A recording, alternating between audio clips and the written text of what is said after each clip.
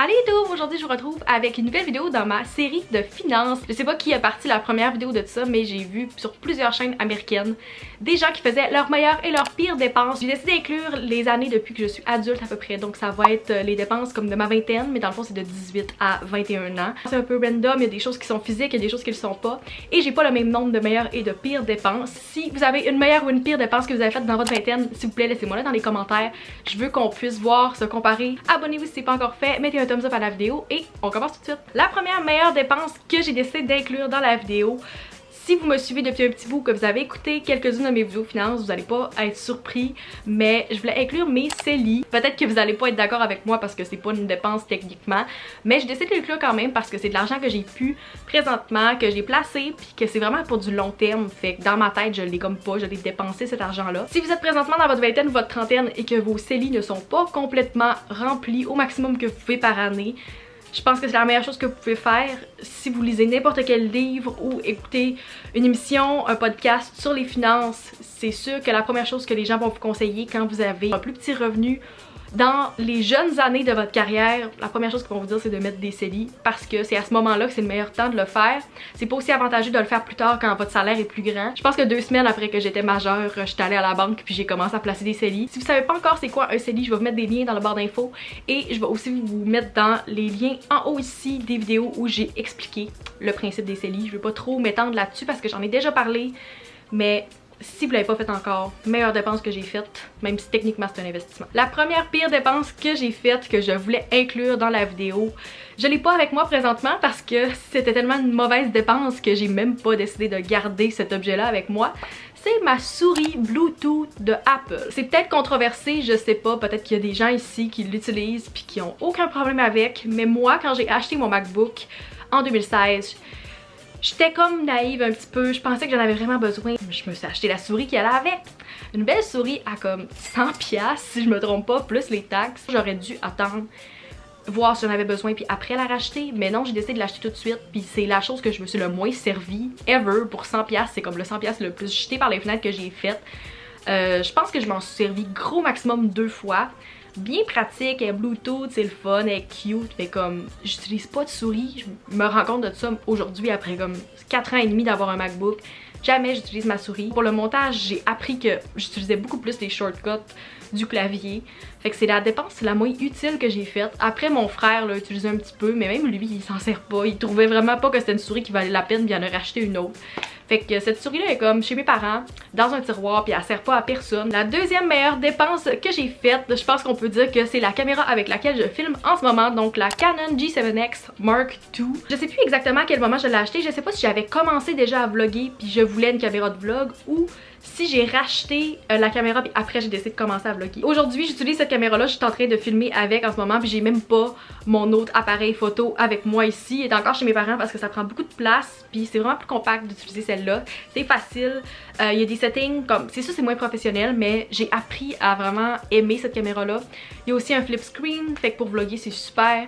Tu peux faire des timelapses, qu'est-ce que je pouvais pas faire avec mon autre caméra. Fait qu'il y a des petites choses de plus que j'aimais. C'est facile à utiliser. Si vous commencez sur YouTube, je vous conseillerais vraiment cette caméra-là. C'est celle-là que beaucoup de gens utilisent sur YouTube. Elle est pas super chère, puis moi j'adore mon achat. Je pense que ça fait 2 ou 3 ans que je l'ai. Et je l'adore encore autant qu'au début. La deuxième pire dépense que j'ai faite dans ma vingtaine a encore un lien avec YouTube. Une chose que j'utilise pour faire du montage et que je regrette un petit peu, c'est mon disque dur externe. Beaucoup de gens recommandent ce disque dur externe là et il y a tellement des bonnes reviews. J'avais full lu avant parce que c'est quand même une dépense assez élevée là. Je voulais pas trop mettre des centaines de dollars dans un disque dur mais je l'ai fait parce que j'avais pas le choix. Avec un petit MacBook de comme 100 GB, vous pouvez même pas filmer un vlog. Vous pouvez pas importer vos clips, ça bug tout le temps, vous avez pas le choix d'avoir un disque dur externe si vous faites des vidéos. Je me suis fiée aux recommandations de tout le monde l'aime encore autant. Qu'est-ce que je lis aujourd'hui? J'ai jamais lu des commentaires négatifs, le monde a pas l'air d'avoir le même problème que moi, mais moi depuis que je l'ai acheté, j'ai le problème que le fil déconnecte tout le temps, même s'il bouge pas. Tu sais, au début je me dis ok ben si je bouge pas le fil, il n'y aura pas de problème, tu sais, déplace pas l'ordi. Mais même quand je bouge pas, s'il y a un coup de vent ou si, comme par hasard, tu as regardé le fil, il se débranche. Fait que je perds tous mes clips. Le nombre de fois où j'ai perdu des projets, mes fichiers étaient corrompus, J'ai été obligée de recommencer tellement de vidéos que j'étais rendue super loin. Je pense que j'avais mis une trentaine d'heures dans mon One Second a Day de 2020 quand ça l'a lâché et que j'ai perdu le clip au complet. À chaque fois que je fais du montage, je manque le tirer par la fenêtre. Mes parents savent comment je déteste cette chose-là. J'ai pas le choix de la garder parce que comme je sais pas quoi racheter d'autre. Tout le monde recommande celui-là. Fait que je sais comme pas qu'est-ce que je peux racheter qui serait meilleur. Si vous avez des recommandations, dites-moi dans les commentaires si vous connaissez un peu les disques durs externes pour faire des vidéos, mais comme je comprends pas, je suis la seule qui a pas l'air à l'apprécier. La troisième meilleure dépense que j'ai décidé d'inclure, c'est quelque chose que j'ai jamais vu sur aucune autre vidéo. Puis c'est clair que vous allez trouver ça weird, même moi je trouve ça weird de l'inclure, mais c'est quelque chose que j'aime beaucoup puis qui coûte quand même cher, fait que j'ai décidé de le mettre dans la vidéo, c'est mes piercings. Je m'explique, j'ai pas l'air d'avoir beaucoup de piercings là, mais comme en ce moment il me manque une boucle d'oreille surtout, j'ai 4, j'en ai 4 de ce côté-là. J'ai mon cartilage ici que j'adore et la boucle d'oreille coûtait plus cher un petit peu quand je l'ai changé, mais comme je sais pas, c'est weird de dire ça, mais j'adore mon oreille. Cette oreille-là, c'est comme la chose que je préfère sur moi. J'en ai 2 de ce côté-là, 4 de l'autre. J'en ai pas d'autres ailleurs, mais ça donne le goût d'en refaire. Moi, j'ai pas de la misère avec les piercings, les tatous. À date, j'ai un tatou, puis comme plusieurs piercings, j'ai jamais eu de problème. J'ai jamais infecté et j'ai toujours eu du super bon service où j'allais au Saguenay quand je me faisais percer. J'y allais pendant mes pauses, j'amenais des amis, fait que c'est quelque chose que j'apprécie faire. Moi je trouve que ça vaut la peine. C'est sûr que c'est plus cher au début, si tu vas faire une journée piercing, t'en fais plusieurs puis tu ressors de là avec une facture de 200$, mais moi j'aime ça, je les porte tous les jours. Fait que je trouve que ça vaut la peine, t'sais, les gens ils sont prêts à payer plus pour des tatous, mais des fois ils hésitent pour des piercings puis ils vont à des places cheap, mais comme allez chez un perceur s'il vous plaît. Surtout si vous faites plus que comme votre premier trou. S'il vous plaît, vous allez infecter, c'est sûr, on voit des histoires d'horreur. Si vous êtes pour mettre de l'argent, mettez-le tout de suite, ça va vous coûter moins cher que d'essayer de réparer le tir après. Ensuite, la troisième pire dépense que j'ai faite dans ma vingtaine, j'ai pas le goût de dire que c'est une mauvaise dépense, mais en même temps, je vais le dire, mon loyer au centre-ville. N'importe qui que vous demandez qui habite à Québec ne sera pas capable de vous dire qu'est-ce qu'il considère qu'est le centre-ville. Il y en a comme pas, tous les quartiers sont différents. Mais j'habite à Sainte-Foy et aussitôt que t'es proche de l'université, les loyers c'est du gros n'importe quoi, c'est tellement cher. C'est sûr que si t'habites avec des colocs, t'habites dans une place moins luxueuse, ça coûte vraiment moins cher. Mais si vous avez suivi un petit peu mon parcours, j'ai su 3 semaines avant de commencer l'école qu'il fallait que je déménage. Ça s'est vraiment fait vite, c'était comme 3 semaines avant, j'ai signé le bail, je pense que je déménageais dans 2 semaines. Et c'est sûr que j'aurais vraiment voulu une place moins chère, mais j'ai vraiment eu la chance et je tiens à le préciser, je suis très reconnaissante que mes parents m'aident à payer mon loyer, donc on est 3 à payer cet appartement là. Je dirais pas le prix exact, mais vous pouvez faire le calcul et faire vos recherches. À Sainte-Foy, dans un étage supérieur, un loft qui est comme tout inclus, plus luxueux un petit peu, dans un building qui est neuf et sécuritaire. Aussitôt que t'es proche de l'université, comme t'as passé un certain montant. Toutes mes amies qui sont dans les 4, des 5,5 qui sont plus loin ou qui habitent avec des colocs, ça leur coûte vraiment moins cher que moi. C'est ridicule, j'ai même pas le goût de dire le montant parce que je suis gênée, mais on est 3 à le payer. Comme je pourrais pas payer ce logement-là toute seule, c'est même pas mon revenu par mois. C'est pas la meilleure dépense qu'on a faite, c'est zéro investissement et je sais qu'à long terme je resterai pas ici. Ça fait aucun sens financièrement, mais on le fait quand même et je risque de rester une autre année ici. Ben comme, je le conseille pas à n'importe qui. Numéro 4 de mes meilleures dépenses que j'ai faites, c'est quelque chose que je porte sur moi présentement. Je pensais jamais être la personne qui allait s'acheter une montre intelligente. Moi j'ai vu quand ils ont annoncé la première Apple Watch, il y a je sais pas combien d'années, peut-être comme 7 ans, 8 ans, je trouvais ça ridicule. J'étais comme, qui va payer pour une montre aussi chère? Ça donne quoi? Comme, t'as déjà un téléphone? Puis là, j'étais la personne qui s'en est acheté une. J'en ai parlé beaucoup dans mes derniers vlogs. C'est quelque chose que j'apprends à utiliser au quotidien et que j'adore. Je l'ai tout le temps sur le poignet depuis que je l'ai acheté au mois de juin l'année passée et ça me motive tellement plus à m'entraîner, puis c'est pour ça que je trouve que c'est une bonne dépense. Quelque chose que j'ai pensé avant d'acheter la Apple Watch puis qui s'est avéré faux, c'est que je pensais que j'allais être encore plus connectée, encore plus tout le temps sur mon cell si je l'avais sur mon poignet, et au contraire, j'ai pas l'impression que je dois tout le temps regarder mon téléphone parce que je sais que s'il y a quelqu'un qui essaie de me contacter, si j'ai un appel puis que je suis pas à côté de mon téléphone, je vais quand même être au courant. Moi je m'en sers, j'aime vraiment ça.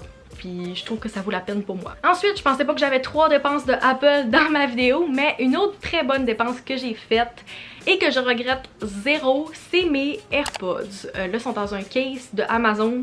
J'ai ce case-là depuis que je les ai achetés et je conseille à tout le monde qui a des AirPods d'avoir un étui. J'ai la première génération de AirPods, je pense que je les ai achetés il y a comme 2 ou 3 ans et j'avais déjà des Beats que j'avais avant, puis je me disais ça va-tu vraiment changer de quoi? J'ai déjà des Beats.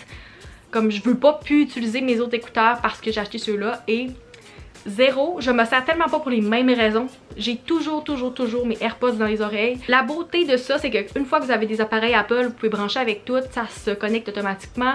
J'écoute avec mon cell, mon ordi. Maintenant que j'ai une télé avec un Apple TV, je peux écouter la télé avec mes AirPods. C'est vraiment super. Je m'en sers à tous les jours. Ils commencent un petit peu à avoir de la misère, je pourrais dire. Fait que je considère de m'acheter les pros. Si vous avez les AirPods Pro, dites-moi dans les commentaires si vous trouvez que ça vaut la peine d'upgrader de celle-là. La 6e meilleure dépense que j'ai faite, malheureusement, je voulais pas être ce genre de personne-là. C'est assez récent comme achat, j'ai acheté un kit chez Lululemon. C'est tellement cher, mais c'est une des meilleures dépenses que j'ai faites côté entraînement. Si vous considérez, ça fait longtemps que vous entraînez, que vous cherchez un bon kit qui va bien fitter, que vous allez être confortable dedans, je le conseille 1000%.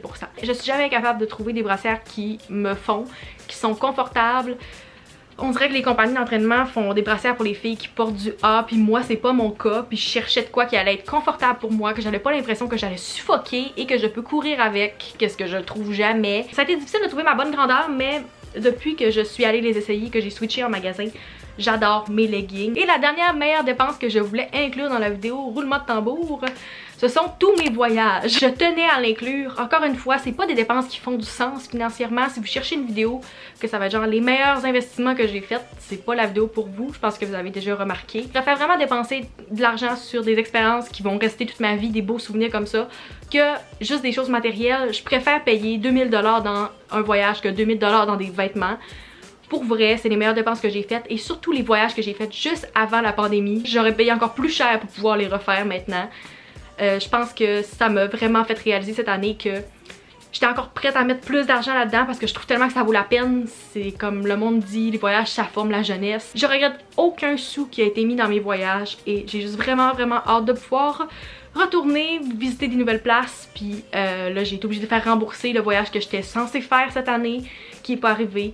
Je vais juste le remettre à plus tard, c'est pas grave. J'aurai plus d'argent à ramasser pendant ce temps-là pour faire d'autres voyages et voyager plus longtemps quand je vais pouvoir y retourner. Tous les voyages que j'ai faits, je pense vraiment que c'est les meilleures dépenses que j'ai faites dans ma vingtaine. C'est tout pour mes meilleures et mes pires dépenses de ma vingtaine. J'espère que vous avez apprécié. Encore une fois, n'oubliez pas de me mettre dans les commentaires une de vos meilleures ou de vos pires dépenses que vous avez faites dans votre vingtaine.